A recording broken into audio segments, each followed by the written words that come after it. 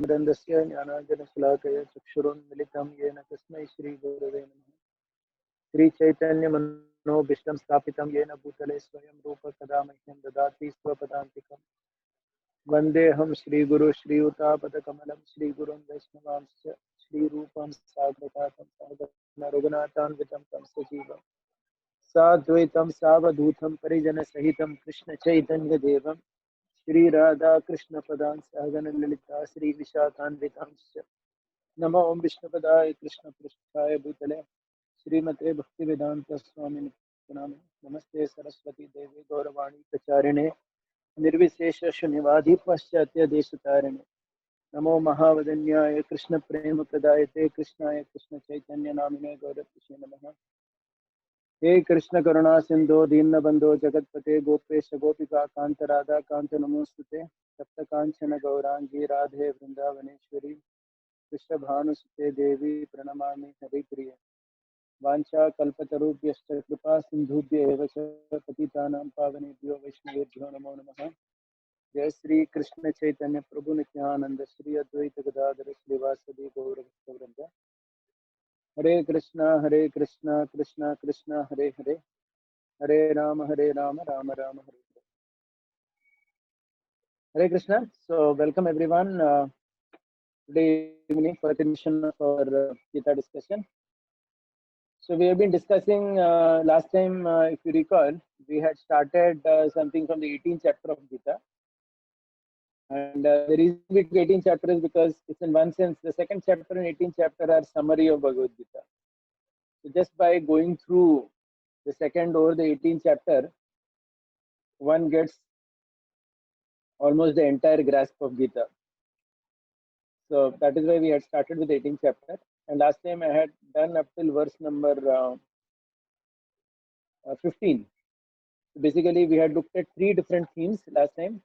One was once again Arjuna is asking Krishna about what is better, Tyaga or Sannyas. And Tyaga means to give up the result of activities, and Sannyas means to give up actions itself. So Krishna is very emphatically saying, almost perhaps for the third or fourth time in Bhagavad Gita, that actions should never be given up. If you see 18.6, we discussed that. And prescribed duty should never be renounced, otherwise it is ignorance. And then Krishna talks about the five causes of action. This is another thing that we discussed last time. The five causes of action. The karta, karanam, that means the body, the performer, the senses, the endeavor, and ultimately daiva. In this way, there were five causes of action mentioned in 18.14. And clearly Krishna says in 18.15 that whatever right or wrong a man performs is caused by these five factors only. So this much we had done last time. So we're going ahead. Just before we go ahead, just some general comments in terms of Gita. So it is actually very important to read and go through every verse of Gita so that we can have a complete understanding of what Krishna is saying. Otherwise, one or two verses of Bhagavad Gita does not become Bhagavad Gita. So one may just quote one or two verses. So it is like, suppose there is Ganga water, the river Ganga, and there is one bottle of water from Ganga. So the bottle of water from Ganga is not Ganga river, right? So the Gita is Ganga when everything is there in it. Swadharma, Bhakti, Jnana, everything when it is there, then only it becomes. Otherwise, it may be selectively quoting, etc. And also even understanding, so sometimes, so just like recently I heard about one verse, very famous verse, all of us have heard about it. This 9th chapter verse, apichetsu duracharo bhajate ma mananyabhak sadhureva samantavya samyak vyavasito hisaha. We have heard this verse that apichetsu duracharo, that means if somebody does any abominable activity, bhajate ma mananyabhak, but he is fixed in devotion, sadhureva, Krishna considers him saintly. We have heard this verse, and we know many, we have many imaginations about what this verse is. So I heard one explanation recently, which kind of surprised me. AC ఆతారు కదా రాత్రికి Hare Krishna. Can Mr. Gaur Prabhu be on mute? Yeah. Okay. So basically, I heard one particular explanation of this verse which was very interesting. Apachetsu Duracharo verse. It says Apachetsu Duracharo, Durachar, one commentator says, also means to do something that is not one's dharma. So just like for example, for a Brahmin, to do the activity of a Shudra is considered Durachar. So just like we see in Chaitanya Charitamrita, our Rupa and Sanatan Goswami is considered themselves fallen. Correct. Now, why were they calling themselves fallen? Because they were working for that Nawab Hussain Shah. Correct. They were working for that Muslim king, and that Muslim king was basically destroying temples, killing Hindus, and expanding his empire. And they were the prime minister of that Muslim king, and they really felt bad that what we are doing with our life. So they actually considered that to be durachar. And in some sense, that is also one understanding of that particular verse. Apichetsu duracharo. That means when you don't do what you're supposed to do and you do some other activity, like a Brahmin doing the work of a Shudra is considered durachar. Or a Kshatriya also doing the job of a Shudra is considered durachar. Like in Mahabharata, we see that during the Agyatwas of the Pandavas, when all the five husbands of Draupadi were doing very menial activities in the kingdom of Virat, Bhima was cooking and Arjuna was he was dancing as a eunuch and he was training all those girls, etc. So when Draupadi sees her husbands doing very menial activities, she starts crying, thinking that what has happened to my husband.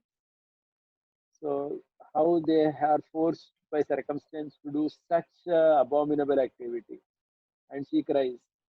So if you see these two examples about Rup and Sanatan lamenting or Draupadi lamenting, then when you see that verse Apichetsu Duracharo Bhajate Ma Manyabhag, there is a connection there as well. That someone of a very high disposition, higher varna, does something which is very abominable for that person, and that is also considered durachar.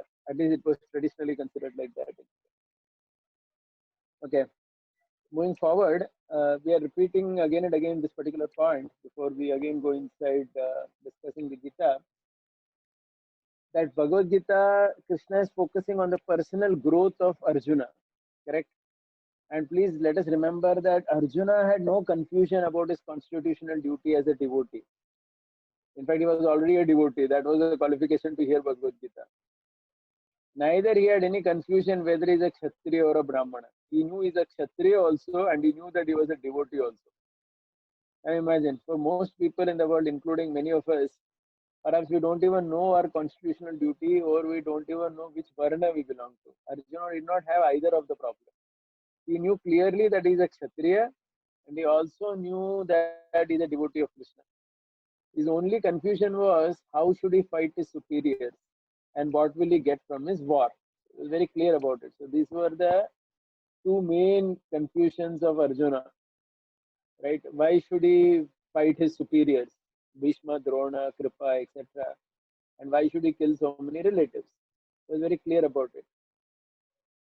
Krishna spoke Atma Tattva and so on, which Arjuna knew. So that was to reiterate certain points, correct?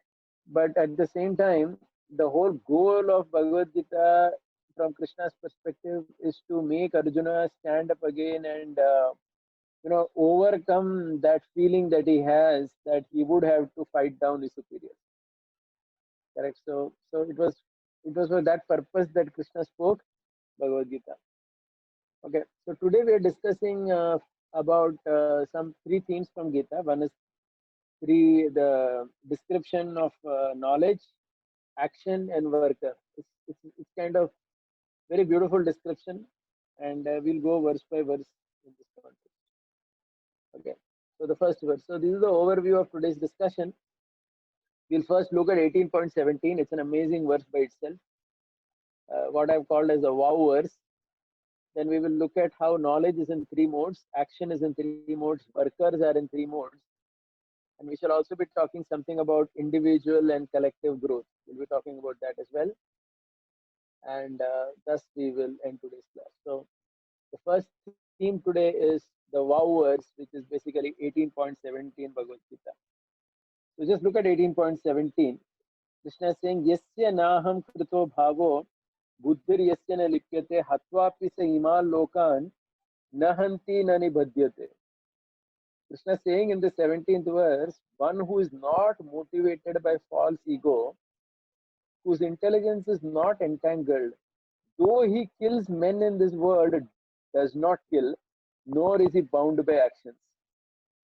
Correct. It's an amazing verse because Krishna is saying that what happens to that person who is not motivated by ahankar, that means who is free from ahankar and who does things, as a matter of duty or because it has to be done, when it does like that, even if he kills people, because generally killing somebody is said to, we assume or we understand killing to involve maximum reaction.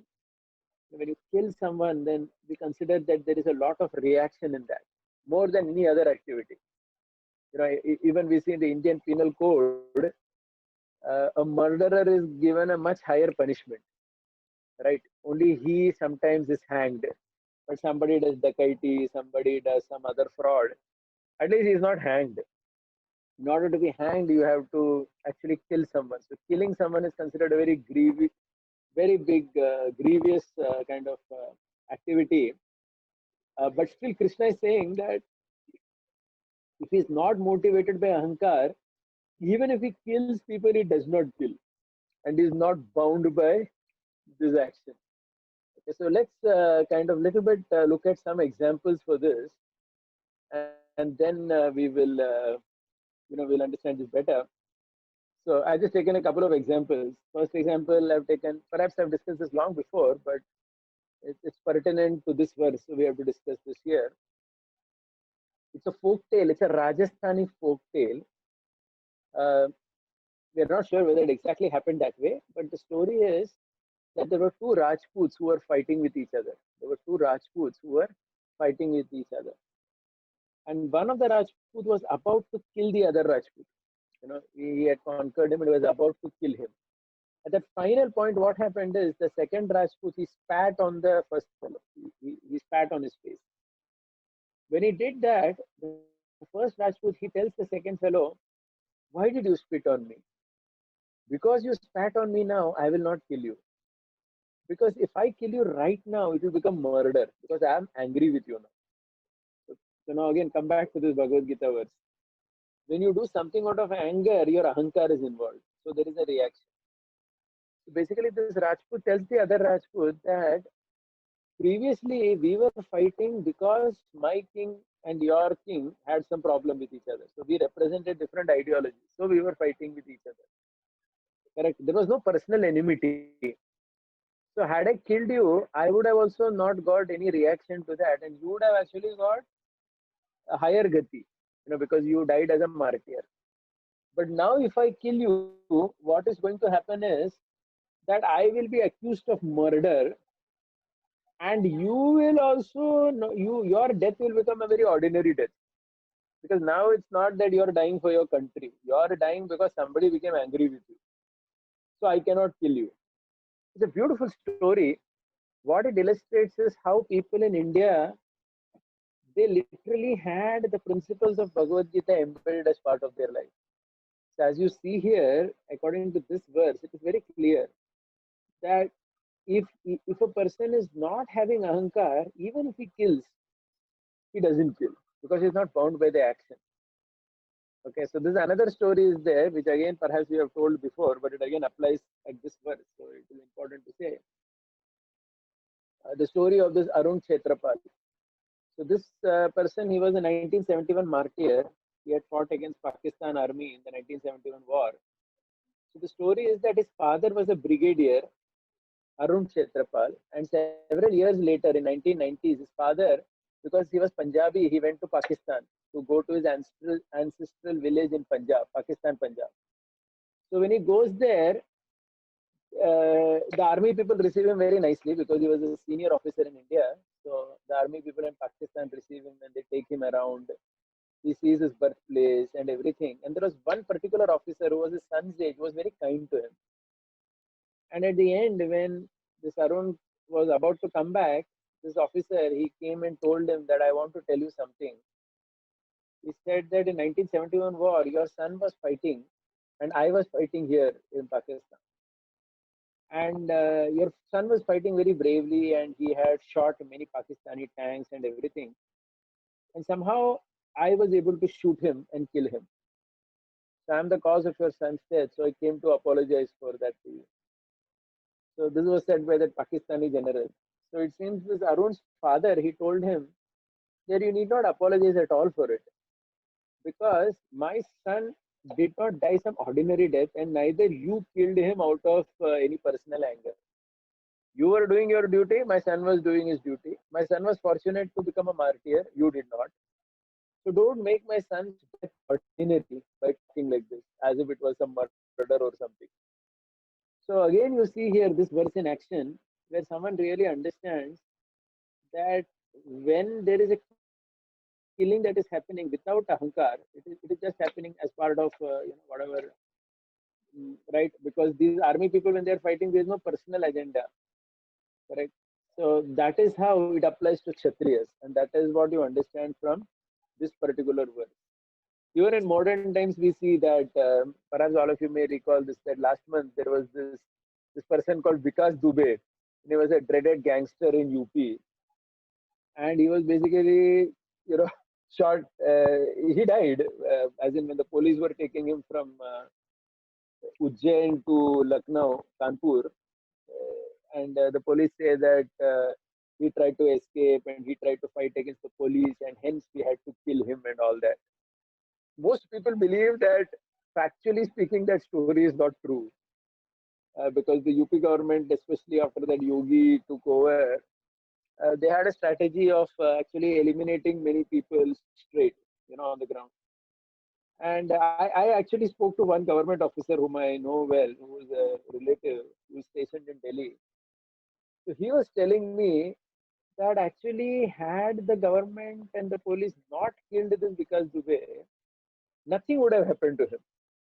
They're saying that it was so easy to prove in the court that even though 8 policemen died in his house, they would have employed a very good lawyer, and that fellow would have proved that because Dubey's bullets did not kill those police people, someone else's bullets killed, and he's innocent.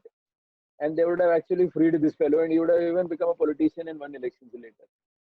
The point is that so sometimes these people, these chief ministers or these police people, they take such decisions and they kill.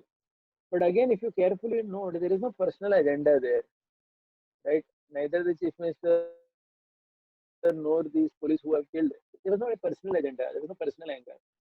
They did it for the best of the society or whatever, because they knew that if they keep this fellow, the police has to spend so much time. This government officer was telling me the police have to spend so much time fighting the case in the court, proving that he was actually a villain and all that, and they just don't have even that ability to do that.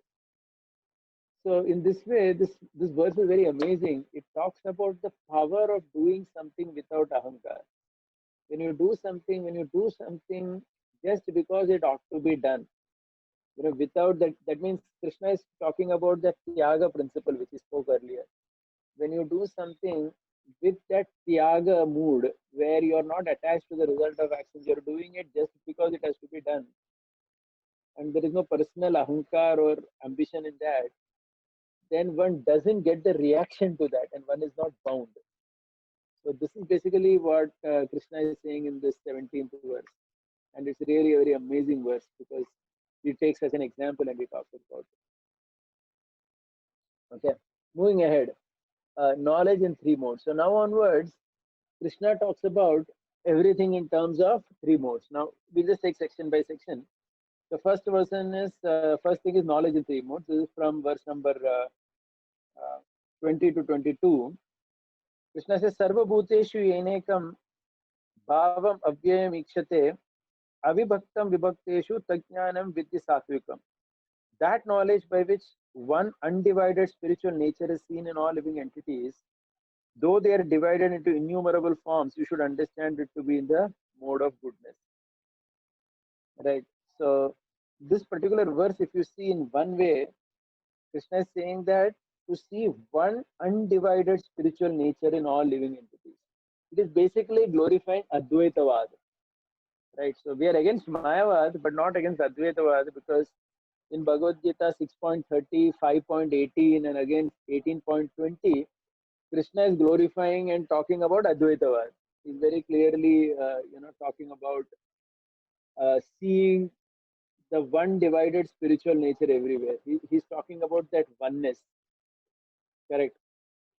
So this is also important because sometimes it happens that even after we become devotee, we don't see Krishna in everyone. So sometimes it happens that we see our father only as Hiranyakashipu. So at least in initial stages, people have that tendency to see family members as demons, etc. So basically, to see that oneness, to see everyone equally. So this is what Krishna is calling as Sattva. Now let's do the next verse and then compare and understand. And then I have some examples to talk about. 21, Krishna is saying about that knowledge which is in the mode of passion. Pritakwena tu yajnanam nana bhavan pritak vidan veti sarveshu bhuteshu tajnanam vidhi rajasam. That knowledge by which one sees that in every different body there is a different type of living entity. You should understand to be in the mode of passion. Okay. So in essence, 18.20 is talking about constitutional nature, being equal, seeing every living entity equally. And 18.21 is talking about conditional nature, where you see difference in everyone. The interesting thing is Krishna is not saying that 18. So 18.21 also has its own application. Correct. So I've just given an example here. If you see one of the pictures I put on the slide is the Indian forces against the Chinese forces or Pakistani forces on the border. So there a person cannot apply 18.20. He has to necessarily apply 18.21 only because he has to see difference. Correct. The Jawan in the border cannot think that the opposite sign also is he cannot see oneness between himself and the person opposite. He has to necessarily see difference. So basically, in a conditional sense, for a person who is involved in the world, he will have to do that. He cannot artificially always see every living entity equally. He cannot do that. Because there are people who are troublemakers, and you cannot always say that I should see all of them equally. It is just not possible. So just like, sometimes in our devotee community or in general also, there is this discussion or fear of Islamic people, the way they are doing things, or the way it happened in Bangalore recently. Or sometimes devotees discuss these things about how these Islamic people are growing too much, and they cause problem because of their fanatic behavior. But sometimes some others say that no, you should not criticize the Islamic or the Christian people too much. Prabhupada also said that even Jesus and Muhammad were great souls and all that. So sometimes people try to argue in terms of that, saying that one shouldn't see that distinction. But the point is, from a conditional sense, distinction is there and will have to be seen, from a conditional nature perspective. Correct. So one has to understand which platform one is. So just like I've put a photo of a picture of Vedanta Desika here. Vedanta Desika, there is a story in his life that he would beg daily to do madhukari. He would do madhukari and he would beg rice and srirangam and bring it home. So one day it is said that when he begged rice, what they did was they wanted to perhaps test him or they wanted to gift him. But they put gold and some diamond stones in the rice and they gave it to Vedanta Desika. And then Vedanta Desika, when he got that rice home, there were gold particles in it, obviously, right? There were gold and diamond particles. So Vedanta Desika's wife started cleaning the rice. So, right, so we know that, ladies generally clean the rice to remove the stones in it. So as she was cleaning the rice, she saw the stone and gold particles in it, and she very innocently started taking that also and keeping it aside. Correct. And then they just put it out of the house because that was not what they wanted. Okay. Now the thing is, he and his wife were able to practice like that. Literally, they were living only on the Constitution and Nature platform, where they had actually absolutely nothing to do with gold and diamonds. They just did not want it in their life. They saw that as a distraction. Okay, so they were living at the level of 18.20 or at the level of 5.18, seeing stone and gold at the same level. But perhaps many other people cannot practice that literally. Perhaps for most of us, if we see gold, then we will throw the rice and keep the gold because that's what we want more. Okay, so basically there are these two things, Veda Buddhi and Abheda Buddhi. Abheda Buddhi is seeing that oneness and Veda Buddhi is seeing distinction. So the Gita is also very practical and it expects one to use Veda Buddhi as a tool and Abheda Buddhi as a goal. Okay, so just like to give you another example in the Mahabharata, there is this beautiful story of Arjuna protecting Satyaki and killing Bhurishrava. So the story is that Satyaki was actually exhausted and Bhurishrava was about to kill him. At that point of time, Krishna tells Arjuna, hey Arjuna, Satyaki is your limb. You have to protect him and see what that Bhurishrava is doing adharma. Because he's shooting, he's about to kill someone who is exhausted and fainted unconscious. And you're not supposed to do that. So Arjun, what he does is from behind he shoots an arrow and he cuts off Bhurishrava's hand. And later Bhurishrava is also very upset that, hey Arjuna, why did you do that?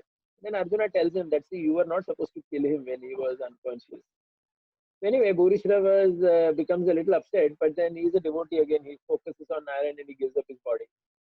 But the point is, there a distinction was made because Arjuna is on the battlefield.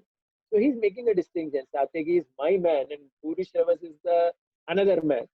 Though constitutionally speaking, all of them were pure devotees. Bhurishrava was a pure devotee, Satyaki was a pure devotee, Arjuna was a pure devotee. Very interesting story. Correct. So basically, because so even Arjuna could not always remain at 18.20. He had to practice 18.21. That knowledge by which you see in every different body there is a different type of living entity. अलग आदमी है उधर, वो अलग है, ये मेरा आदमी है, वो उनका आदमी है. He had to do that distinction, Arjuna, with reference to Bhurishrava and Satyaki. So the general idea of the Gita is that Abheda Buddhi is our goal, and Abheda Buddhi is also practiced individually. Collectively, you cannot practice Abheda Buddhi because that is something to be practiced at a very personal level, where you see oneness with everyone. Collectively, once there is a family, there is a race, there is a society, there is a temple. So just like, for example, we have a temple, right? Our temple, we say. Now, our temple recently collected 5 crore during Janmashtami. So now some other temple may be suffering or whatever, but we can't have Abheda Buddhi saying that, oh, बाकी भी temple ही तो है ना, वो लोग के पास पैसे नहीं, हमारे पास ज्यादा पैसा आ गया, तो थोड़ा पैसा उन लोगों को देंगे. No, you can't do that. Because collectively, when anything is done in the world, it is necessarily in the domain of Veda Buddhi only. 18.21 Bhagavad Gita applies. On a very individual level, you can practice Abheda Buddhi. But on a very individual level, you can see that actually, no, we have to see everybody equally like that. Right? So that remains the goal of life, Abheda Buddhi, 18.20. But 18.21 remains a tool always. And at a collective level, it is 18.21 that applies. Now, if you see the knowledge in the mode of ignorance, that is again very interesting. Krishna is saying in 18.22, Yattu Krishna vadekasmin karyam shaktam ahetukam atadvarha vadalpam cha tat tamasam udahritam. That knowledge by which one is attached to one kind of work as all in all, without knowledge of the truth, and which is very meager, is said to be in the mode of darkness. Krishna is saying that knowledge by which one is attached to one kind of work as all in all. मतलब उसको लगता है कि यही काम important है, बाकी कुछ भी काम important नहीं है. Correct? If somebody thinks like that, that is considered in the mode of ignorance. Krishna is saying that is what Krishna calls as knowledge in the mode of ignorance. Now again, let's see some beautiful stories to understand this better. So if you see in the Bhagavatam, there is the story of Daksha Prajapati. So what happens is he had 11,000 sons, 10,000 Hariyashvas and 1,000 Shavalasvas. And Narada Muni, what he does is, because Narada Muni understands that these 11,000 young people, young men, they are actually very much renounced nature or whatever. So he just directs them to spiritual activity and they don't procreate, they don't get married or anything.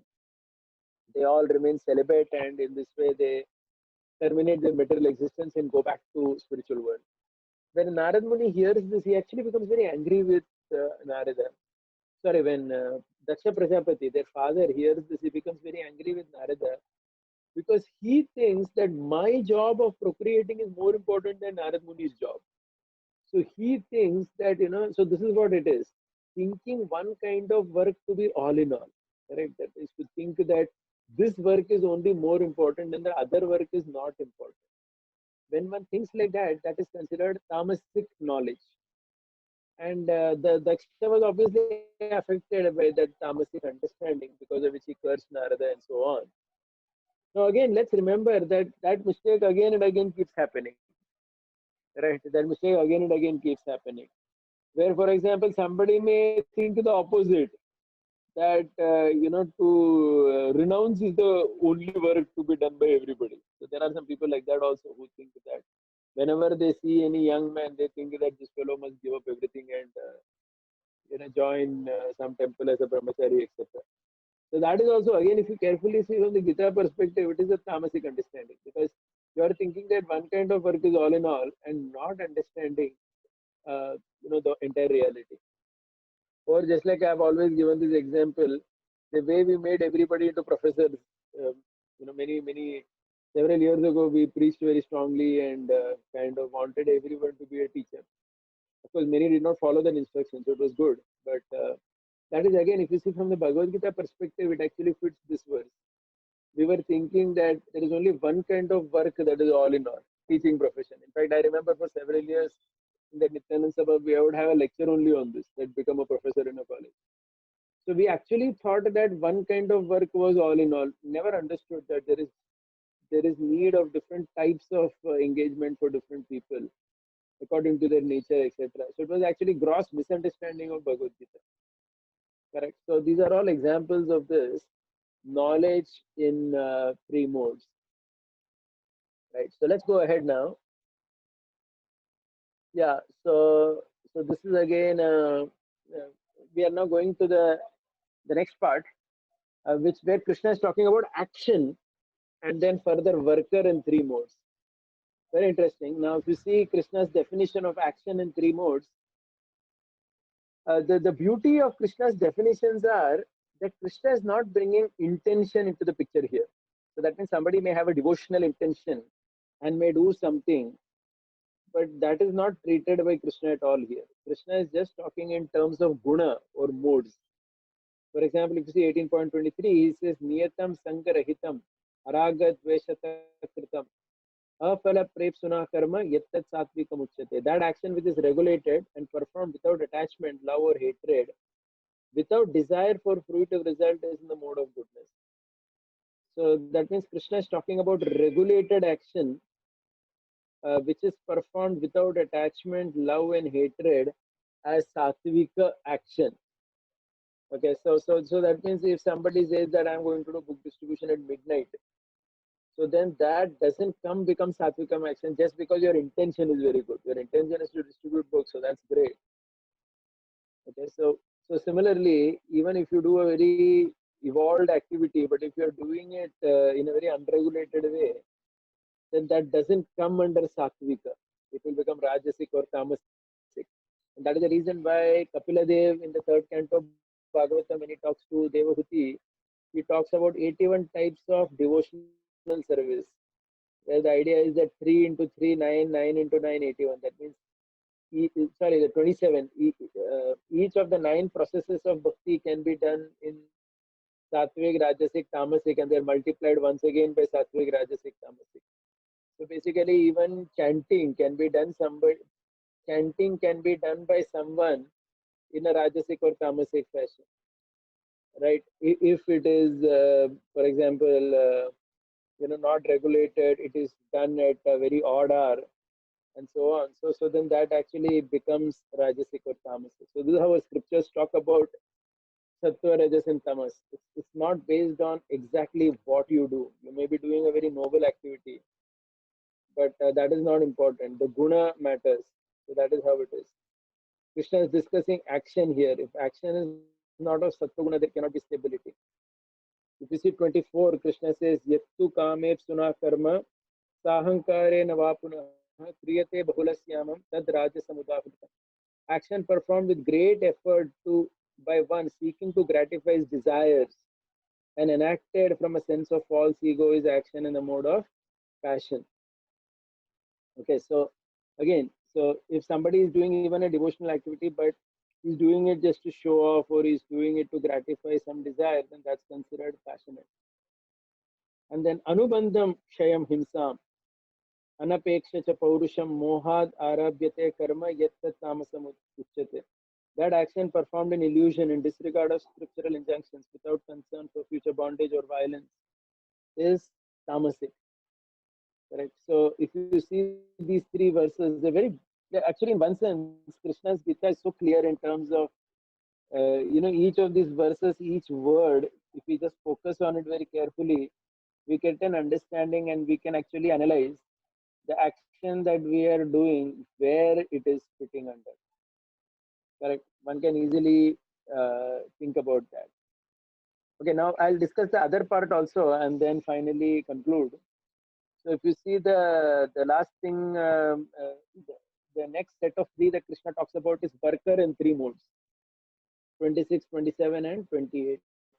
Mukta Sango Nahamvadi Dhritya Utsaha Samanvitaha Siddha Siddhayor Nirvikaraha Karta Satvika Uchyate. Here he's talking about a worker, who is somebody who is doing the Karta. He's saying one who performs his duty without association with the modes of material nature, without false ego, with great determination and enthusiasm, and without wavering in success or failure, is the worker in the mode of goodness. When the worker is someone who is not having ego, who is having determination, but who is not affected by success or failure. These are the characteristics Krishna is saying of someone who's the worker in the mode of goodness. Ragi karma phala prepsur lubdho himsatmako suchihi harsha shokan vitak karta rajasa parikirtitaha. The worker who is attached to the work and fruits of work, desiring to enjoy those fruits, who is greedy, envious, impure, moved by joy and sorrow, is said to be in the mode of passion. And ayukta prakrita stabda tato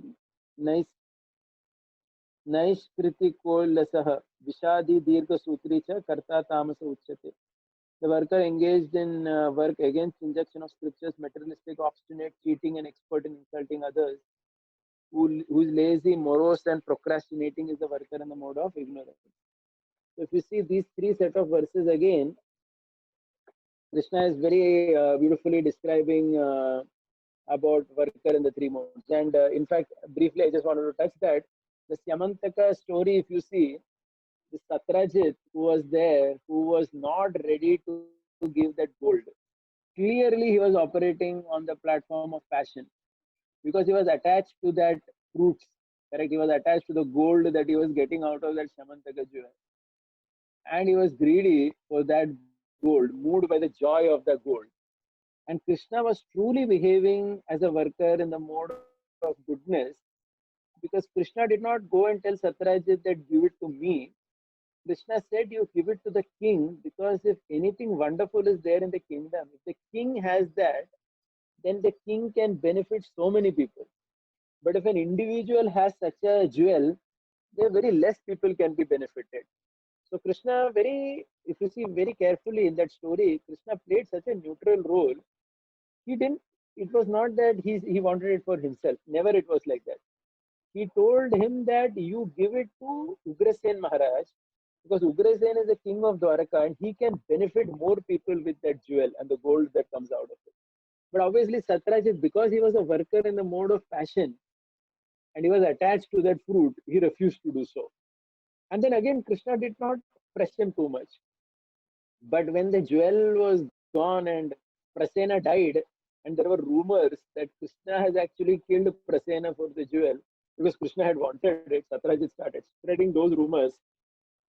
Krishna, again, if you see, he worked hard to remove his own, to remove those rumors. Basically, what it means is if there are some blemish on someone, then you have to work to ensure that that blemish is removed. You cannot simply say that, oh, it is there, maybe it is my karma and so on. So Krishna actually worked hard to ensure that that blemish is gone.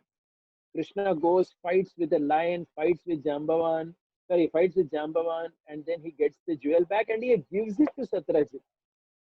However, Satyajit, feeling very embarrassed, says to Krishna that please take my daughter Satyabhama and take the jewel. Krishna takes Satyabhama, but he says that no, the jewel can be with you. Later, it can go to Satyabhama's son.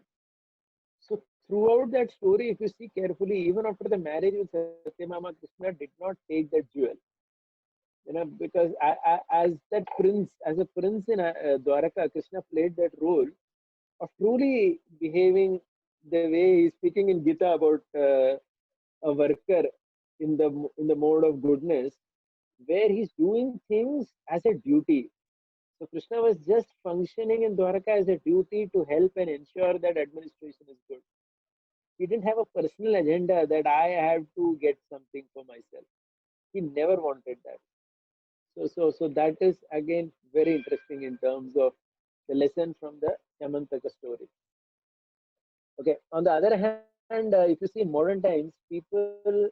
So I've just put here this double income no kids. If you see this trend which in some way has been there in modern world, where many people they only want to get married and not have children.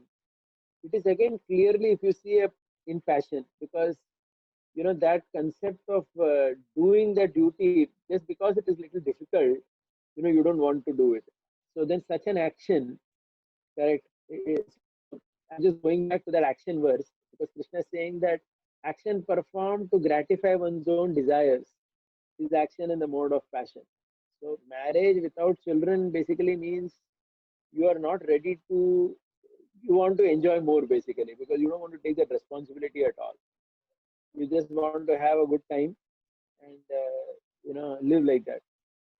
So that is very unfortunate, and that actually clearly fits under tamasic or rajasic activity, because it is against scriptural injunctions and it is done just to please one's own self. Okay. So in conclusion, I want to talk about this particular theme, which I said earlier also, which we will touch upon, about personal growth and collective growth. So why I'm touching on this theme is because if you see in so many ways, the scriptures are like the Gita is actually addressing a personal growth of an individual. So the idea in our shastras are that when the individual grows, society grows. So please try to understand this. For example, if you take so sometimes we may see some Marwadi communities prospering in business. So it is not that all the Marwadis are together, and in the sense they are together, they may help each other. So, for example, if some Marwadis in their family or in their relatives is not doing well, they may contribute, help that other fellow Marwadi to set up a business. But that fellow has to grow. So when every individual grows, then only the society grows, right? So even in a family, every individual child has to grow, then the family will grow. Correct. We have seen that. So if one is like we see this Mukesh Ambani, Anil Ambani. So one brother grew phenomenally, other brother is bankrupt because he did not grow. He didn't know how to do business, or he did some perhaps fundamental mistakes. So he is on the verge of bankruptcy, but the other brother has become one of the richest men in the world. What a stark contradiction. Basically, it shows that every individual must grow and then the organization grows. So why we are talking about this is because sometimes so just like Gaurang Prabhu's one nice example I had heard. I just want to share that here. So I mean, it's related to IIT. He was saying that how in IIT they never previously charged heavy fees. So when this Gaurang Prabhu and all were students, they would charge very less fee. So it seems this IIT alumni of 1993 batch, they had some get together and they collected several crore rupees, over $1 million or something, and they contributed back. The reason was that organization, the IIT organization worked free for the students. They gave them free education. So now what has happened is because these people grew a lot in life, they felt an obligation and they did something. So this is this IIT model, which was there, of course, later it got criticized, and nowadays in IIT they're charging high fee, like 3 lakh rupees per year they are charging. So whether the current batches also will donate like this, we don't know, because the feeling will be, I have anyway paid for it, so why should I donate? Okay, so what lesson we learn from this IIT example is that when an organization helps people to grow, then they will automatically contribute back to the society. Because most important is the growth of the individual. Because when individual grows, then only everything happens. And because competency is very important, and that's one important, that's an aspect of Gita. If you see, the entire Mahabharata plays a lot of focus on the competence of Pandavas also. The competence of Duryodhan, how he was good at mace fighting, all those aspects are covered in Mahabharata repeatedly. Okay, so just like I heard recently that when Radhanath Maharaj, when he wanted to edit his book Journey Home, he had two options. One, to get it done from devotees only, and there were many good devotees also, like our Chaitanya Charan Prabhu is there. Many devotees are there who are very good with English. But it seems he settled for a professional editor who was perhaps very expensive, but that person did a fantastic job, it seems, to the book, to the Journey Home book, which perhaps even our devotees couldn't have done because he had that expertise. So expertise is extremely important, and that happens when individuals grow. And why this is again important is sometimes in the name of devotion, we shouldn't minimize that importance of developing expertise. It may be anything, it may be Sanskrit, education, music, whichever field you're interested in. Because when a person grows, then he can actually contribute back to society. Okay, so just to give another example here, like this New Vrindavan, we all know that that palace of gold which was there, which is made for Prabhupada, that was made by devotees. And devotionally, it is a very good thing that devotees made something for Prabhupada. But nowadays it is said that because there was no expertise, the devotees were not civil engineers and they didn't know how to construct properly. So it's in nowadays it's on the verge of breakdown, and maintaining that palace of gold is becoming more expensive than breaking it down and making a new one. Literally, it has become like that, they say. What it basically shows is devotional attitude is good, but it is not at the cost of expertise, and that is there. So one has to be like that. So so right. So just like there was one story I'd heard about Srinathji Prabhu in Bombay, that one sannyasi had come and asked him for a 1 crore rupee loan for some project. So the Srinathji Prabhu is a very expert businessman. So he told that sannyasi that I will not give loans to sannyasis, I'll give only charity. I will give you 10 lakhs charity, but I will not give you 1 crore loan. Because he said that from my perspective, a sannyasi has no expertise how to make money. And if I give you 1 crore and you cannot return it back, then I will also lose faith in sannyasi. But if I give you 10 lakh charity, no problem. I'm not expecting anything back, so that's fine. Okay, so a very pragmatic and very intelligent businessman who knew how to deal with people. Okay, so why we are saying this is because as devotees also, we may have a devotee can have his or her active decision in terms of what he wants to excel in or move ahead. And one need not always think that I need an endorsement for that. That's not the spirit of Gita, right? So when that self-discovery happens and you know, so because personal growth is strategic and systematic, right? So it's a strategy and systematic way of growing. Just like Vidura in the Mahabharata, he says that there is a success formula that he gives. He says you need 4 things for success: yoga, raga, dakshata, and tantra. Yoga means to get resources. That means to be successful, you need to get resources. Raga means you should have determination for success. Dakshata means you should be expert. And Tantra means strategy. So basically, getting resources, being determined, expertise, and strategy are needed to be successful in anything, which he calls as a mantra for success: yoga, raga, dakshata, and tantra.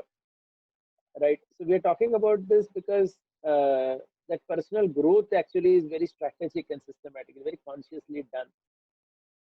Right. And my personal growth is the foundation of life, and the growth of society is consequential. When the person grows, then only the community grows. So if any of you remember seeing that Star Plus Mahabharat. They had a wonderful scene in it that when Krishna would speak to Arjuna Bhagavad Gita, everything would stop. I don't know how many of you saw the serial, but that is how they showed it. I mean, truly, perhaps it was not like that, but they show it like that. When Krishna speaks to Arjuna, everything is freeze. The reason is nothing matters now, right? Because when the individual is growing, the whole world can stop. That's not important because the individual has to grow first.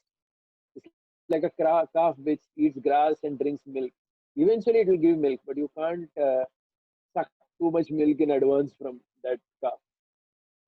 Okay, and that's what actually Varnashram was all about. So when we say personal growth and what is good for bhakti, this point I have put here because sometimes we would think that some particular job is good for bhakti and some job is not good for bhakti.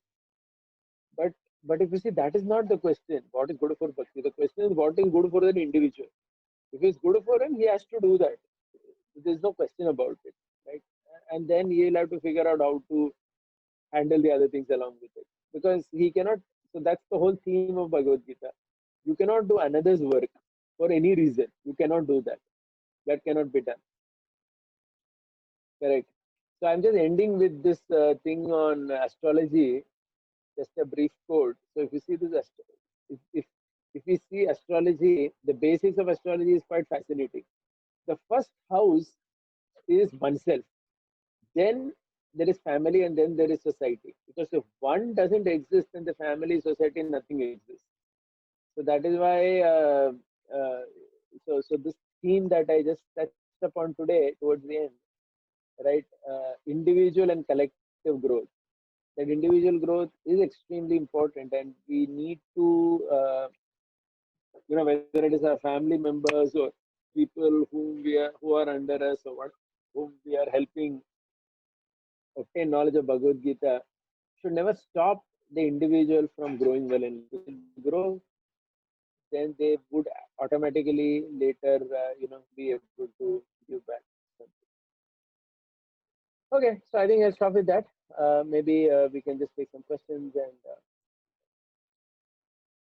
1 second, let me see if there are any questions.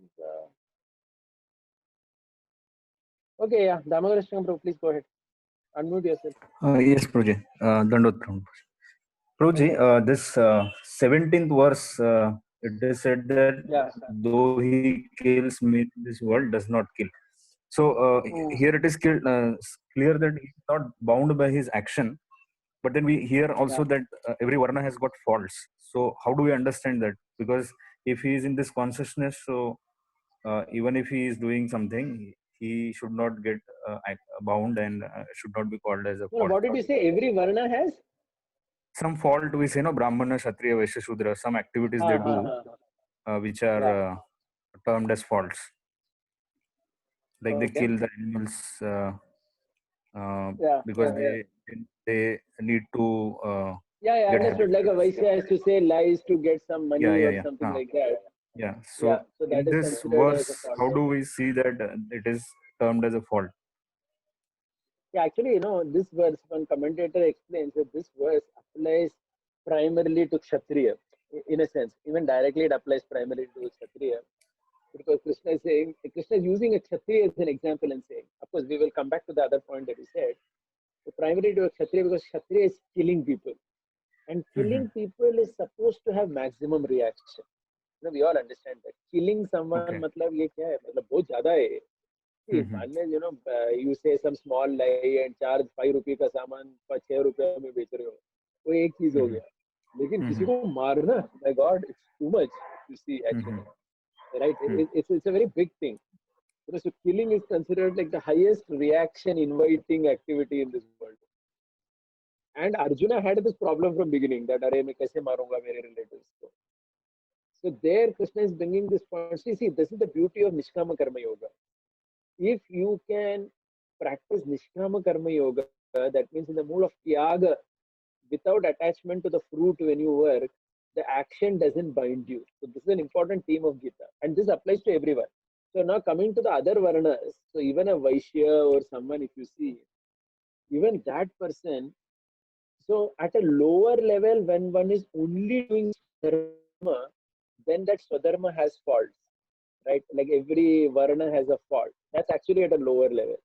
At a higher level, when one is a yogi, a Nishkama Karma yogi, then the faults don't touch him. So that's an important theme of the Gita, because now you're not doing anything out of attachment. You are doing it because it ought to be done. So even about Vaishya, like the Mahabharata talks about the story of Tuladhar. He was a Vaishya, and it is said that he was a very great yogi. And in the Bhagavatam, Krishna says that the Tuladhar is a pure devotee who comes back to me after his passing away. So basically, in every Varna, at a lower level of when one is only doing Swadharma, at that level, there can be some faults because there may be some attachment. But when one is doing that same Varna as a Nishkama Karma Yogi, then the attachment is not there, so the reaction is not there. And because the reaction is not there, one actually becomes more and more free. And so that is how you understand this one. Is that okay? Yeah, yes, Prabhuji. Yeah, so means this, if he is working on this wars platform, then that fault is not applicable. That's what you're saying. Okay. Krishna's, of course. See, because see, this whole chapter you have to see, Krishna is talking about Tyaga. Krishna is very clearly said, Tyaga is, right, that was the goal of Krishna's discussion. Krishna is talking about Tyaga here. Mm-hmm. Right, in the opening verse of the 18th chapter, Arjuna is asking that question, which is better, Tyaga or Sannyas? And Krishna is saying Tyaga is better. And from there, he's starting this whole sequence of three modes, right, related to a worker. That means, everything is about that only, understanding, knowledge in three modes, understanding in three modes, worker in three modes, action in three modes, determination in three modes. Everything is in relation to the first 5 or 6 verses of the 18th chapter, where he's talking about the Nishkama Karma. So that is how we understand. Yeah. Probably another thing, this three verses 20, 21, and 22. So goodness and passion are basically compared how the person sees the other living entities. But then ignorance, it doesn't. Knowledge. Yeah, means he like mode of goodness, he sees soul in everyone, same soul, and passion, he sees everyone differently, different people in different bodies, and but it doesn't show how does he see the person who is in mode of ignorance. It says only about action, that he is attached to a kind of work, but how does he see the person who is in mode of ignorance? How does he see the other people? That is not uh, means that it shows in a different way, but I got this. it. See, it's like this. Krishna is talking about knowledge. See, the thing is, if you are able to see everyone equally, you see things also equally, na? See, that becomes the subset of it. So basically, if somebody is acting according to 18.20, like Vedanta Desikan is able to remove gold and throw it from rice, अगर वो level पे तुम्हारा knowledge है तो बाकी सब तो उसमें आ जाता है ना subset. That means even when you would look at a dog eater, a shudra, उनके काम में भी तुम भेदभाव नहीं देखोगे. अरे तुम व्यक्ति में भेदभाव नहीं देखते हो, मतलब at that highest level when you are operating, everything else becomes a subset of that, correct? But that fellow in ignorance, that is why he's not at that level only. He's not able to see even like that, right? So now the passion, he's seeing distinction because he's more operating. मतलब वो काम कर रहा है. Like a soldier is there or somebody is there like that. A policeman is there. He's working in passion. A policeman has to see every person as a criminal. So one person, this government person was telling me that the police people, it seems they're trained. उनका training ऐसा है कि किसी को भी देखो ना, look at him as a potential criminal. मतलब don't suspect everybody. सब कोई भी मर्डरर हो सकता है. I mean, किसी के घर में हत्या हुआ, when police go there, they don't make any assumptions. ये अच्छा आदमी है, तिलक पहना है, इसने नहीं किया रहेगा मर्डर. नहीं, वो नहीं सोचते. कोई भी कर सकता है because he is operating on that platform. He has to operate like that. उसका काम ही वैसे. Like Arjuna also, he had to see the difference between Satvik and Purusha. So now if you come to the third level, they are at that lowest level. So इसलिए he's talking only about work. Because व्यक्ति के तरफ तो है ही नहीं अभी. I mean, he's obviously seeing people in a much lesser way than what Krishna is. Whatever. Okay. Yes, Manoj. Yeah, understood. Thank you very much. Yeah, Shamlila Prabhu, you had a question? Prabhuji, Hare Krishna. Danvas. Prabhuji, just a couple of questions. The first thing is that you were actually towards the end you were talking about all these examples, na palace of gold, and the devotee should not minimize. I mean, he should work on personal growth in the name of devotion. He should not give up that. And sannyasi, Srinath Ji Prabhu, that example you were telling, yog, rag, dakshata, tantra. So now this was, you were relating to which one, Prabhuji? Like you were just talking in general about 2021 and 22. That means the action in for a devotee. So like action in mode of goodness, passion and ignorance. Then you were basically talking about the devotee here, or what was it referring to? Which word? Yeah, sorry. This was referring to the overall theme of Bhagavad Gita. So why I took that theme is because, see, the overall theme of Bhagavad Gita, see, one is, looking verse by verse. One is looking at the big picture, the theme of Gita, the theme of Mahabharata. आप समझ रहे हो ना, मतलब वो penny wise pound, penny and pound बोलते हैं ना. One is analyzing each verse, one is seeing the big picture. So what is the big picture of the Gita and Mahabharata? If you see very carefully, the big picture of Gita and Mahabharata is the big picture of Gita only. Okay, let's put Mahabharata aside. The big picture of Gita itself is Krishna wants Arjuna to do his Swadharma. Correct? That is how it is. In fact, this 18th chapter that we have started discussing is going to be very beautiful as we go ahead, especially when we reach Sarvadharman verse. You will see that how actually Krishna is connecting everything till there. वो स्वधर्म का concept वहाँ तक कैसे लेके जाते हैं, we'll be discussing as we go ahead. So the point here is, the whole purpose of Bhagavad Gita in a way is to ensure that Arjuna sticks to his Swadharma and does that. Now, when you talk about Swadharma, it is about an individual, right? अभी स्वधर्म मतलब मेरा धर्म, आप समझ रहे हो ना, आपका धर्म. It becomes individualistic, and when it becomes individual, then we are talking about that individual growth. So this individual and collective growth topic came in the big picture of Bhagavad Gita. It is not about a particular verse, because the big picture, because see another important thing you need to remember: Krishna didn't speak Gita to an assembly. He spoke Gita to an individual. आप समझ रहे हो ना? If you see in the Vedic scriptures na, everything is about individual coaching and individual growth of people. Like even if you see in Vedic Sampradaya, dan, charity is given to individuals. Charity is never given even to an organization. I mean, it may be a little controversial to say that here, but if you see carefully, dan vyakti ko diya. I mean, Krishna talks that in the 17th chapter of Bhagavad Gita. Give charity in the mode of goodness is to give it to a person, who has some attributes, Krishna says.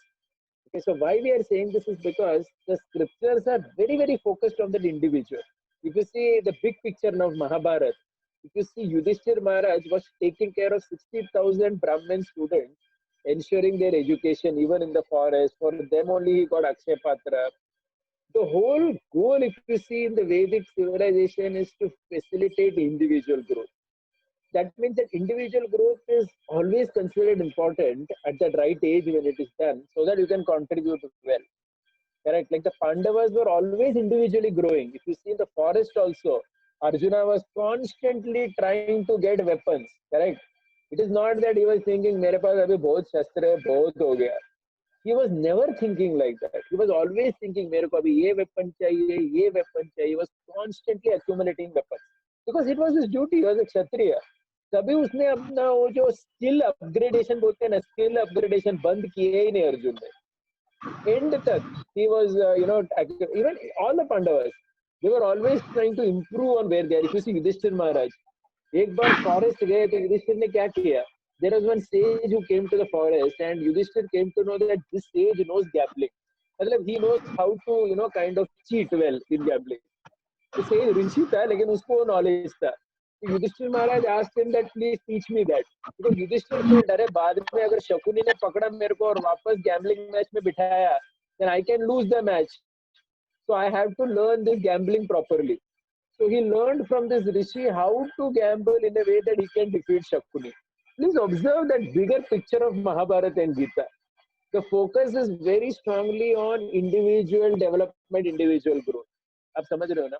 So why we are talking about that is, sometimes what happens when we teach Bhagavad Gita to people, we think that we should quickly engage people, and sometimes it happens actually that we fear people growing too much. होता है ऐसा कभी कभी कि especially in big projects and all, it don't allow people to grow too much, and that is actually not good for that community or that thing. So because only so that is why I was giving the example of IIT and everything. So when you allow individuals to grow, they automatically contribute. Correct ना. तो कभी कभी अपने इसमें भी होता है कि कुछ करना है तो somebody wants to do something or somebody is doing something different, then we ask महाराज से परमिशन लिया क्या, इनसे पूछा क्या, कैसे कर रहे हो ऐसे काम. So basically we feel sometimes that for everything an endorsement has to be there. आप समझ रहे हो ना. But Gita is actually not about that. If you see the big picture of Gita, like in the 3rd chapter when Krishna is talking about this Swadharma Jnana, in fact some acharyas have spoken about 3rd chapter of Bhagavad Gita, Swadharma Yoga.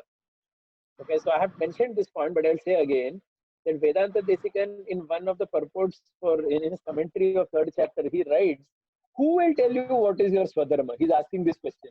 कौन आपको बताएगा आपका स्वधर्म क्या है? Then he only answers it by saying that nobody can tell you your Swadharma, because if somebody is telling you your Swadharma, he has some agenda. He has some agenda. कुछ काम करवाना चाहता है तुमसे, इसलिए तुमको बोल रहा है कि ये तेरा स्वधर्म है करके. You have to understand that. Okay, so the point is, in the big picture of Bhagavad Gita and Mahabharata, this theme is a very important theme which we cannot afford to miss it.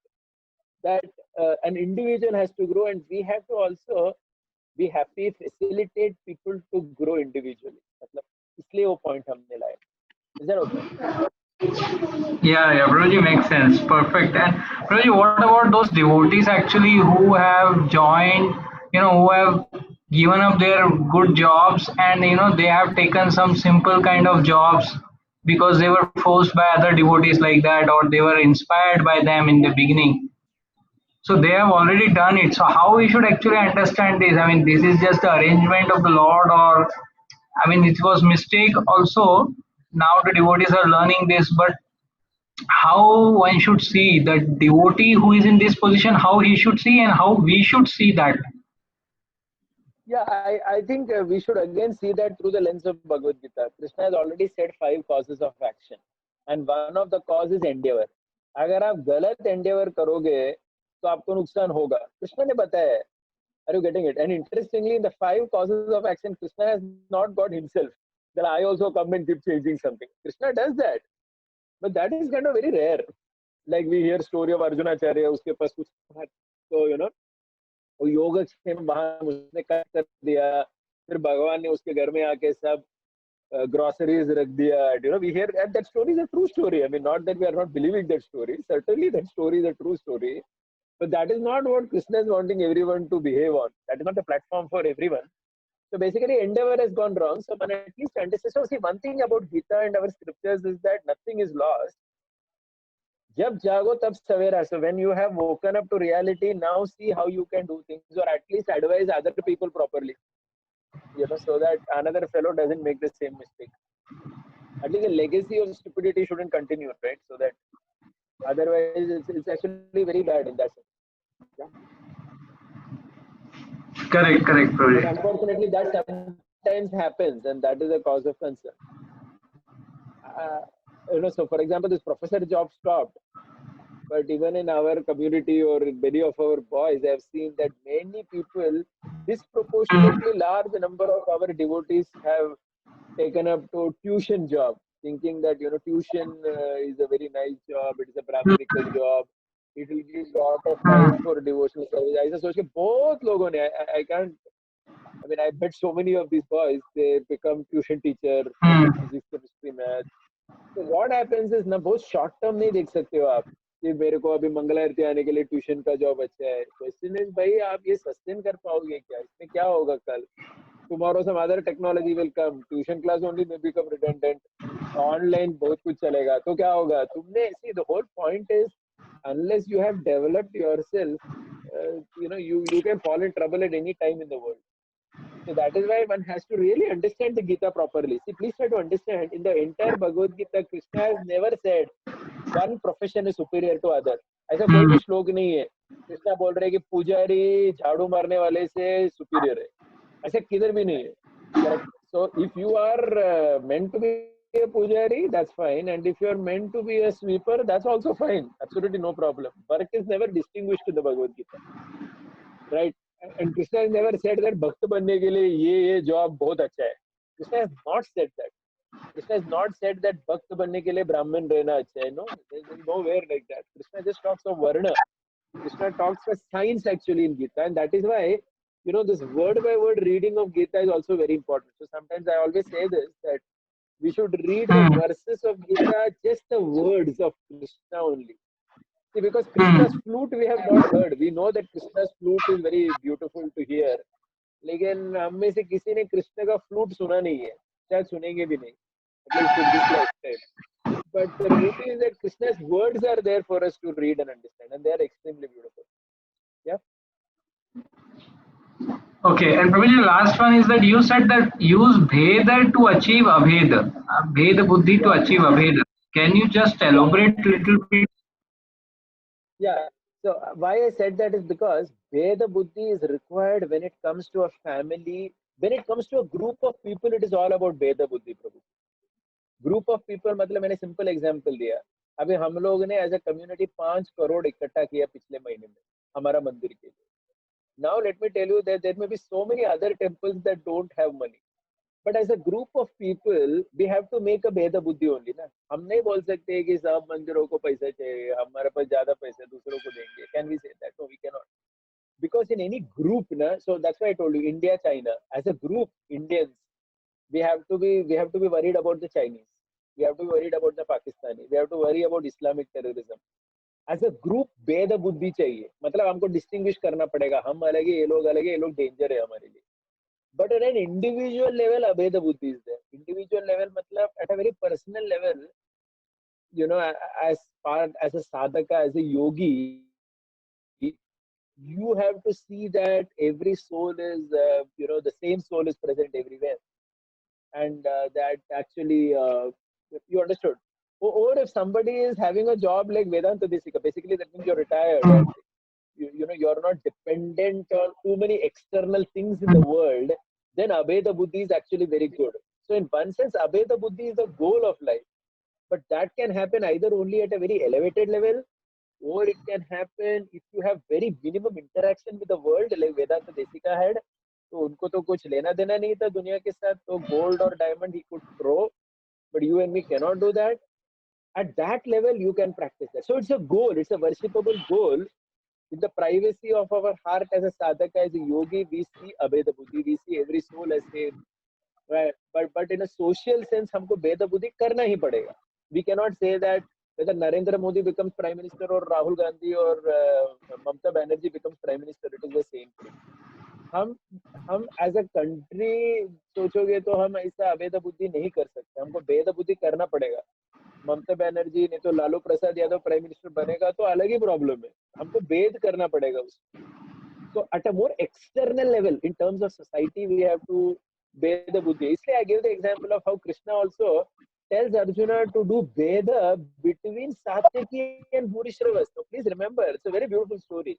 Satyaki and Bhurishravas both are pure devotees of Krishna. दोनों pure devotee है.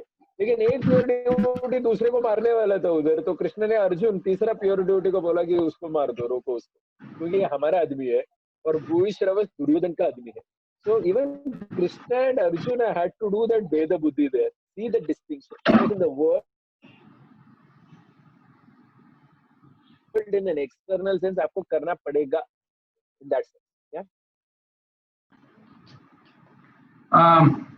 Yeah, probably just a small point here, that when you say that at the society level we have to see, like Prime Minister that you say gave the example. So, but an individual is also making a decision. So this is considered as individual, or this is considered at the social, means society decision. Which This, like, one has to decide, okay, which, I mean, whom I am going to vote for. So yeah, now, Prabhuji, that is at a social, that's a social level decision, na Prabhuji. That means you are considering society, na. That means you are not thinking that the soul in Rahul Gandhi or the soul in Narendra Modi. You have to see a distinction between the two of them, right? We can't simply say that they are all spirit souls. So it's fine. Let us see purely. The point is that you can practice at a very higher level where, by and large, you have many minimum interaction with the world. Like Madhavendra Puri can practice it literally, externally also. क्योंकि उनको कुछ भी लेना देना नहीं है दुनिया के साथ. So one thing is that it is considered in everybody's life, at least towards the end of their life, for some period to practice like that. It is encouraged actually. That means everyone, as we are growing old, may not be immediately, but at least 1 or 2 years before death, one should try to live only on that platform. Like Bhaktivinoda Thakur also, he was a Grahastha, but last 3 years he actually isolated himself. He was doing only bhajan. He was not making any distinction. Even someone complaints came that somebody is troubling devotees and all. He just told that, ask my son to do the needful. He did not get into it. If you see Bhaktivinoda Thakur's story also. So basically the point is that at some point it is good to practice Abheda because that is suitable for a yogi. आप समझ रहे हो ना, लेकिन world में आप हमेशा practice नहीं कर सकते, इसलिए Krishna has also spoken about Veda Buddhi, and Krishna is giving Veda Buddhi to Arjuna to distinguish between his people. Correct? In that sense. Thank you very much, Prabhuji. Hare Baba. Yes, Prabhu. Smitani, my Prabhu, please go ahead. Dandvat Pranam, Prabhuji. Prabhuji, in Abrahamic religions also there is a bigger concept which they throw at least their own masses, where like that jihad and crusades and know Gajwa Hind and all, where they say it is not on the individual level, you are doing it for the God. So that's where, like, what is the difference between that concept where it gets, like, I would say it is a very gross concept, where compassion is totally missing. And the second part of the question is that these days what is happening is, since you were talking on the society level as well, what is happening is that these people are justifying these concepts, giving the example of Bhagavad Gita itself, that in Bhagavad Gita also it is proposed that one should fight and fight for the religion or dharma. Then what is wrong with these concepts which we are giving? Good question. Yeah, very good question. Prabhuji, there is a ton of a difference. It is heaven and earth. See, basically, dharma and adharma, the fight between dharma and adharma is not the same as faith. Faith is not dharma. See, please try to understand, in Bhagavad Gita, there were devotees on both sides. आप समझ रहे हो ना? ऐसा नहीं था कि कृष्ण के डिवोटी एक साथ थे और कृष्ण के नॉन डिवोटी एक साथ थे. ऐसा था क्या Bhagavad Gita? No. Bhishma was a pure devotee. Bhurishravas was a pure devotee. Please try to understand. Bhurishravas was a pure devotee whom we discussed today. They were fighting for Duryodhan. और यहाँ पर घटोत्कच था जो असुर था, but he was fighting on the side of Pandavas. So please note, the Gita and the Mahabharata setting is not about devotee, non-devotee. It is about dharma, adharma, and dharma adharma is not faith related. ये faith related battle नहीं था Bhagavad Gita. It was dharma adharma. Duryodhan did adharma. It had nothing to do whether he was a believer of God or no. Please try to understand. The Mahabharata is very clear about it. Like Nala Damayanti, जो है ना उनका story. Nala was not a devotee, but he was a very dharmic person. He is accepted in Mahabharata. As a devotee, we may not accept him, but as a dharmic king, he is glorified because he was a dharmic king. So this point has to be clear. हमारे ये लोग का problem क्या है कि they are talking in terms of faith related stuff. ये faith की बात कर रहे हैं कि बाबा ये, and that also faith in a very very narrow minded sense. Yes. तामसिक in a way. अरे ये तो बिल्कुल unscientific है कि आप बोलोगे कि, I mean, can I say for example that Einstein is the only physicist I accept. Nobody else can become a physics master. वही तो बोलते हैं Muhammad is the only prophet. Jesus is the most important or the only prophet. ये only prophet का concept क्या है? अरे how can there not be some other prophet? You have blocked all knowledge at a particular point. It is a height of stupidity in tamasic way, if you see. First thing. Second thing, Prabhuji, Krishna is not telling Arjuna to fight for him. For him means Mhm. for Krishna's sake. The fight Yes. in the Mahabharata is not happening for Krishna's satisfaction. Nay. Let us remember this very clearly. Krishna is telling Arjuna to fight because it is his nature to be a Kshatriya. And as a Kshatriya, he has to protect, he has to do his dharma, na? Yes. तो उसका धर्म में problem आ गया, दुर्योधन उसका हड़प लेके बैठा है, Yes. उसको करना पड़ेगा क्या, उसको फाइट करना पड़ेगा, नहीं तो उसको कैसे मिलेगा. It's a very practical thing that's happening. Krishna is nowhere telling Arjuna in the Bhagavad Gita, मेरे लिए मारो इन लोगों को, नहीं बोल रहे. Yes. मतलब see, now that's a different thing at a higher level because God himself was there as a person. He may have decided that everybody will die. वो 11th chapter में आता है. Krishna is saying that I mean, yes, सब लोग मर गए already, and you know all that Krishna is saying. Correct, na? So Yes. that's at a different point. I mean, वो छोड़ दो. I mean, God का plan nobody knows. So that is why ये जो jihadi crusade this is nonsense actually. This is faith level fighting happening. And nowhere our Shastra is talking about faith level fighting. It is not faith level fighting. And it is not fighting for the sake of God also in that sense. The concept of karma yoga is whatever you do it, as a service to God. So because now Arjuna is a Kshatriya, he's doing his thing as a service to God. And that also, Prabhuji, fighting was the last option. Yes. मतलब क्या Yes. क्या नहीं किया उधर. Prabhuji, there is a beautiful chapter before the war. Krishna comes Yes. back to the Pandavas and says to Yudhishthir, I have tried Sama Dama Veda. कुछ नहीं चला, अभी दंडी करना पड़ेगा. Sama Yes. means I peacefully tried to tell Kauravas, वापस दे दो. Dama, I tried to tempt them. I told them that 5 गाव दे दो. So I thought that maybe Duryodhan will feel, अरे 5 गाव ही दे रहे, बाकी सब मेरा है, प्रॉफिट ज्यादा मिल रहा है मेरे को, चलो दाम ट्राई किया, वो भी नहीं चला. वेद, Krishna says, I went to Karna and told him, तू हमारी साइड आ जा. Right? Krishna is trying Veda, na? He's dividing them. Yes. Yes. उनको तोड़ रहा है. Right? So Krishna tried to divide the Kauravas. वो भी नहीं चला. Then Krishna is telling Yudhishthir, beautiful it is actually. This Sama, Dama, Veda सब try किया, कुछ नहीं चला, अभी दंडी करना पड़ेगा. I mean that fighting is coming as a last option. कुछ नहीं कर सकते हम लोग. इतना and at that level when you fight and do your duty, then you are not bound by sin. It is not that you go and you destroy somebody's temple, just kill someone. एक तो innocent person को जाके मारते हो, thinking that you have destroyed his god and his temple, and that is service to Allah and all that. ये तो खतरनाक, मतलब कौन सा तमोगुणी understanding. It has no comparison. Poison. Yes. You can't just make any hell or earth comparison of what we are talking from the Gita and what these chaps are talking in terms of Yes. jihad or crusade. It's completely tamasic, matlab deep tamasic. Yes. Yeah? Yes, Prabhu. Prabhuji, one more point here.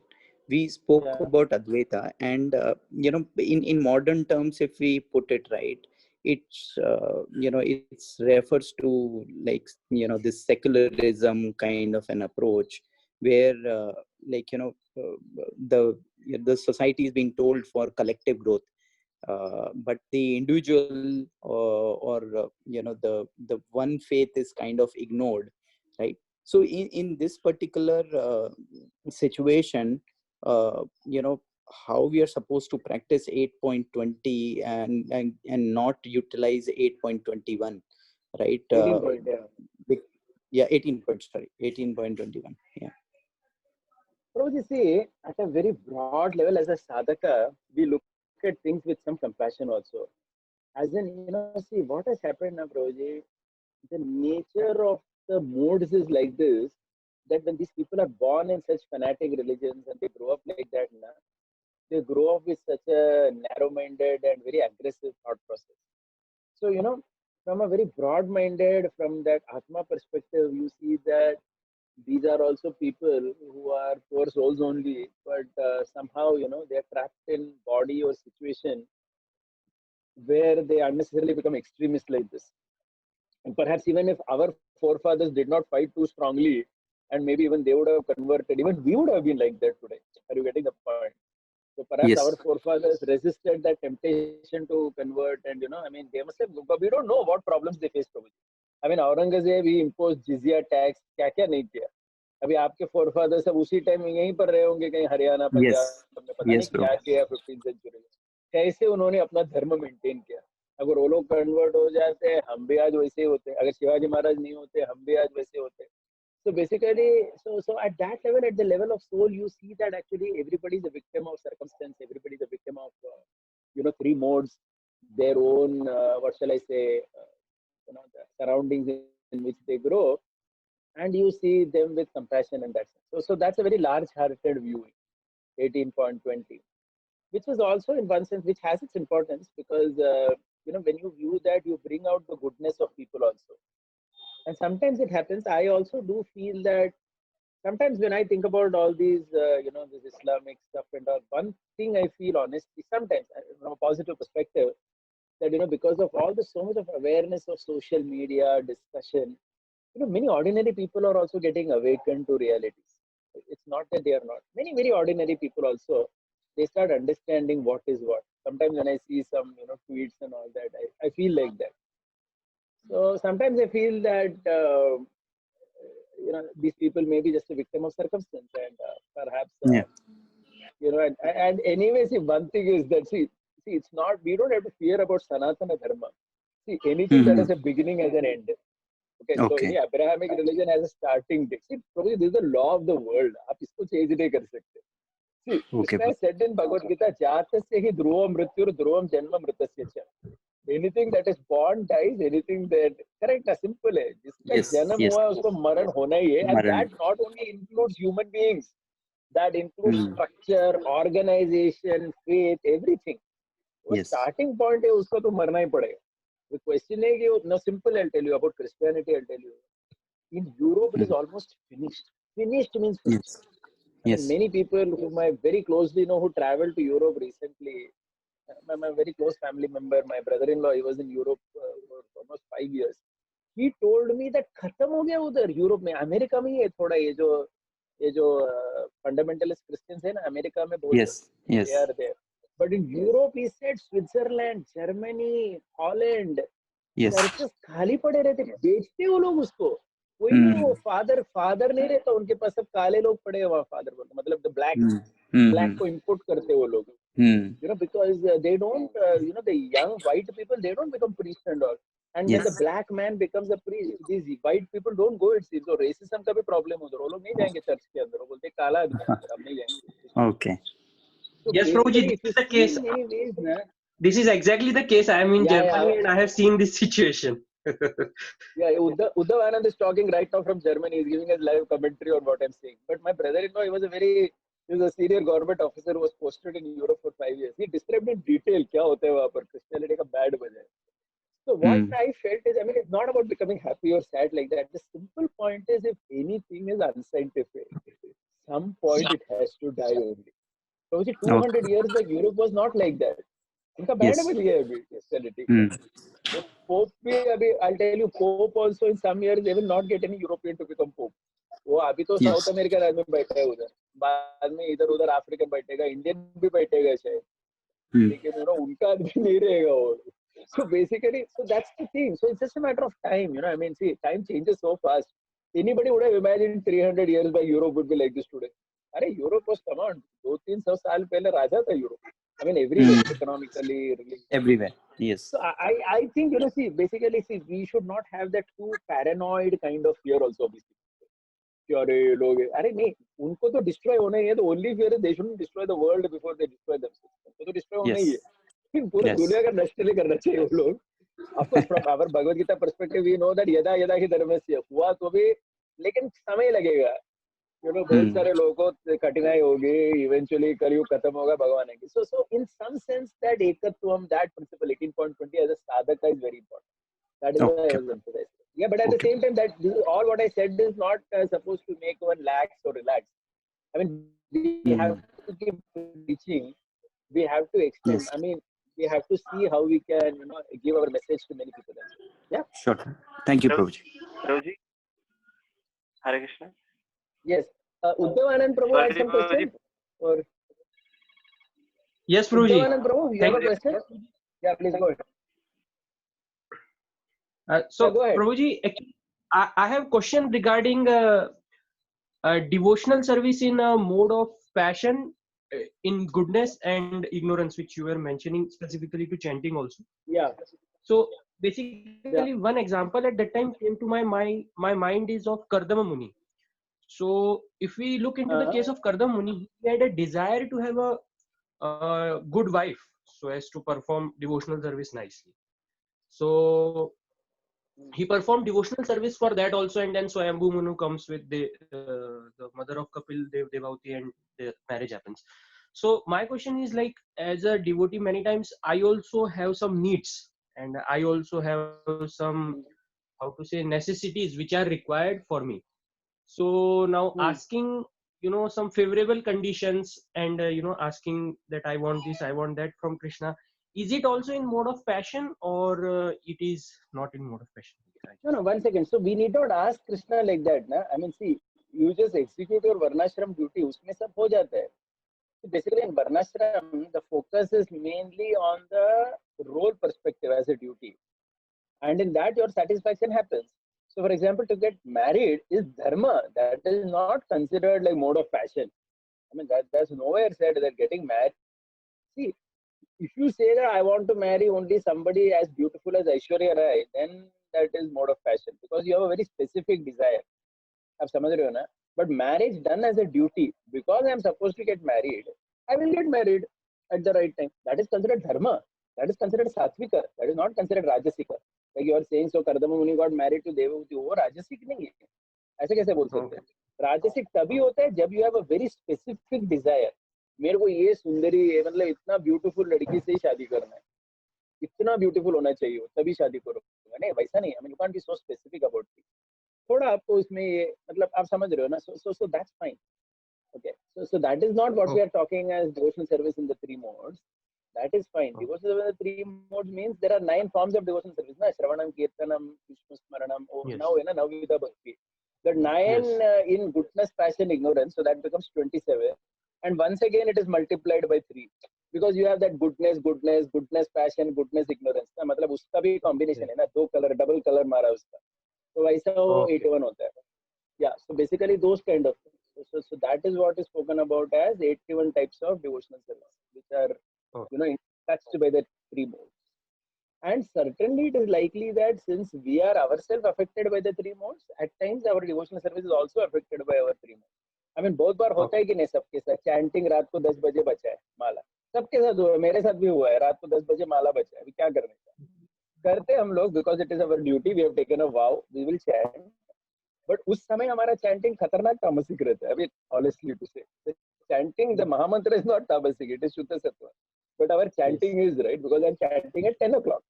I mean, I'm distracted. So maybe I'm scrolling my mobile, I'm somehow jumping up and down. पैसा तो देख रहा हूँ कब माला खत्म होगा. So I'm very fruitive in it, right? Am I chanting that I'm giving pleasure to Krishna and all that? No, I'm chanting just because I want to finish the mala. It's an extremely fruitive, passionate way of chanting. That is because I could not manage my routine that particular day. So next day I try to see how I can do better. So like that. Yes. Okay, Prabhuji. Yes, Prabhuji. Thank you very much. Thank you. Prabhuji, one more question I have actually. Yeah, go ahead. Actually, there are 2 statements in our scriptures. Like Lord Chaitanya Mahaprabhu stated that Gramya Katha na kahibe, Gramya Katha na shunibe. So when we come to our realistic situation, for example, the politics and all these things which we were discussing, we had to put our brain into. So this is one statement by Lord Chaitanya Mahaprabhu, that Gramya Katha na shunibe, Gramya Katha na kahibe. And at the same time, if we look into the teachings of Rupa Goswami, he says that whatever is favorable for Krishna consciousness, we should accept that, and whatever is unfavorable, we should reject that. So now, when to apply which statement? Yeah, so you have to also understand, Lord Chaitanya told Gramya Katha na shunibe, Gramya Katha na kahibe to whom? He told that to Raghunath Das Goswami. Yes. See, Raghunath Das Goswami was as a renunciant. अब उसको तो कुछ भी लेना देना नहीं है politics के साथ. I mean, I'm again not trying to say that Grihastha means he has to necessarily hear a lot of Gramya Katha or that is his main business. Yes. But the point is, as a Grihastha, you have to be socially and politically aware. Are you getting it? मतलब वो तो आपको करना ही पड़ेगा. शिवानंद सेन को महाप्रभु ने क्या बोला? शिवानंद सेन को बोला कि वासुदेव दत्त का अकाउंट संभालो. अब अकाउंटिंग संभालना तो in one sense is very mundane activity, right?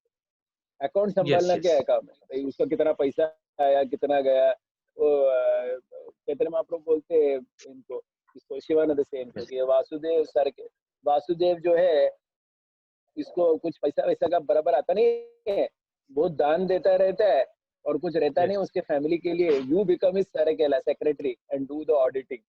I mean, Yes. auditing is a very ordinary Gramya work if you see in one sense. Mahaprabhu did not tell that to Raghunath Das. Yes. Raghunath Das को नहीं बोला कि तू अच्छा family से आ रहा है इसका अकाउंटेंट बन जाओ, Yes. उसको बोला. So I mean, so again, I'm not trying to say that Grihastha means you keep doing Gramya Katha, but the point is you have to be socially aware. Socially आपको socially and politically आपको alert रहना ही पड़ेगा. Simple thing प्रभु जी, वो India में वो महाराष्ट्र में ना 2 महीने पहले वो 2 साधु लोग थे, they went through Palghar through one dangerous area and they were killed. It was a simple Yes. thing. They were not politically aware. So our devotees in Vada were telling that they are close to that Palghar. They were saying that Okay. place is a completely leftist controlled place where Christian Okay. missionaries have done a lot of conversion and people have become very anti-Hindu there. And for a sadhu to go to that area is very dangerous. And our devotees say that they never go by that road. तो ये lack of political awareness के कारण है, मतलब your stupidity, you don't know what's happening. अभी आपको politics के बारे में कुछ मालूम नहीं है कि बाबा ये रास्ते में इधर ऐसे ऐसे टाइप के लोग रहते हैं, रात को 9 बजे जाऊंगा गुंडे लोग हैं मारेंगे, इफ यू से I will not here any ग्राम्य कथा दैट देयर इज अ गुंडा देयर, गुड लक. आप समझ रहे हो ना, तो नहीं चलेगा. तो बेसिकली आप दुनिया में हो तो आपको उसके हिसाब से करना पड़ेगा. Yes, Prabhuji. Got that. Yes, Prabhuji. Thank you very much. Hare Krishna. Okay, I think it's over, right? I mean, is there anybody else who had a question? I thought Rishabh or someone had something. Rishabh, go ahead. Last time. Yes, Prabhuji. Prabhuji, I had two things. One thing just in connection with what Udvanand Prabhu was asking and you were telling, I just heard a very beautiful sentence that we need to be politically alert, spiritually absorbed and socially sensitive. Yeah. That was one thing. Yeah. And the second thing in connection to the previous question was that why is it considered, why Abrahamic religions are considered to be very progressive, at least from the outside point of view. Everyone will say these are very progressive religions and not our religion. It's considered to be that kind of backward or that thing. Why is it so progressive? It is because of wrong narratives. The narrative has not been right. I mean, there's no way they're progressive. I mean, it's very unscientific to say. I mean, how can anyone say that Jesus is the only savior? ये क्या concept है? I mean, is it scientific to say that? I mean, उसमें कोई logic ही नहीं है actually.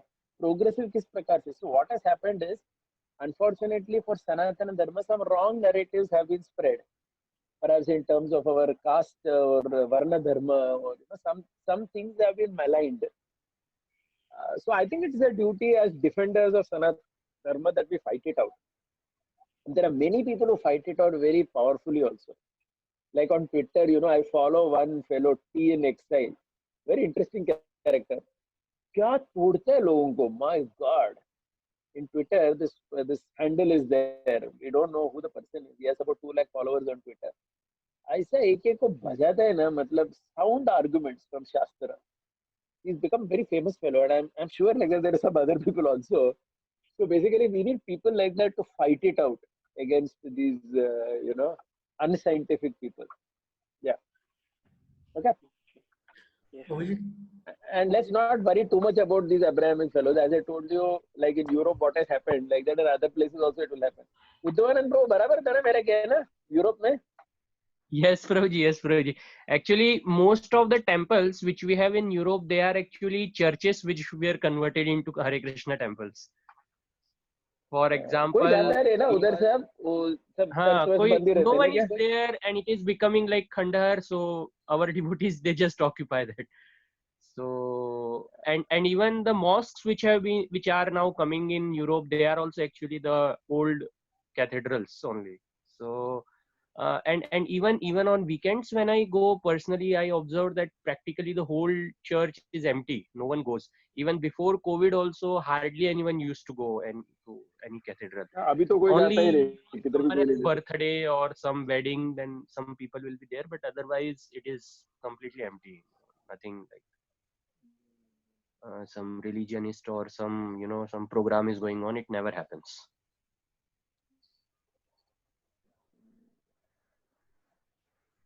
Hari bol. Okay, Hare Krishna. Thank you very much. Yeah, thank you all very much. Hare Krishna. La Prabhupada ki jai. Gaur Bhaktavrinda ki jai. Nitai Gaur Brahmananda. Hare Hare Bol. Prabhuji. Prabhuji. क्या? Prabhuji, actually I am in Munich temple, so I wanted to just do darshan of Gaur Nitai here to everyone. So can I start the video? चलो दिखाओ. Yeah, please start. I'll be happy to see.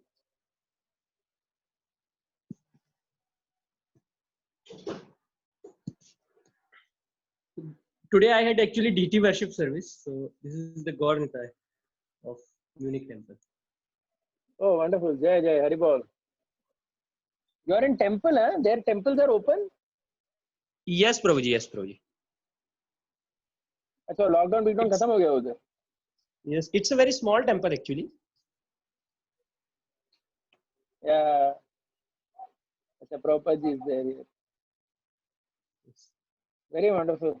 Thank you. बहुत दिनों के बाद हमारा मंदिर Yes, भी sir. 6 महीने हो गए हम लोग गए नहीं अभी तक.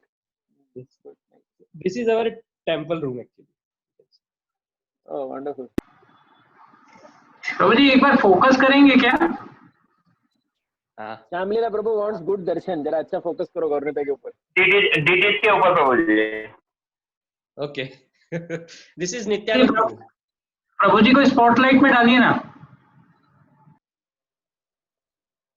I myself don't know how to do that. I mean, सारे गड़े प्रभु कर सकते हो क्या कुछ? मुझे ट्राई कर रहा हूँ.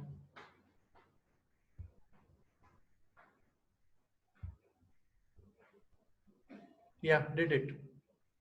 Yes, they are now. It's wonderful. This is Nityanand Prabhu. Oh, Jai Jai Jai. And this is Lord Chaitanya. Which is this place, Prabhu?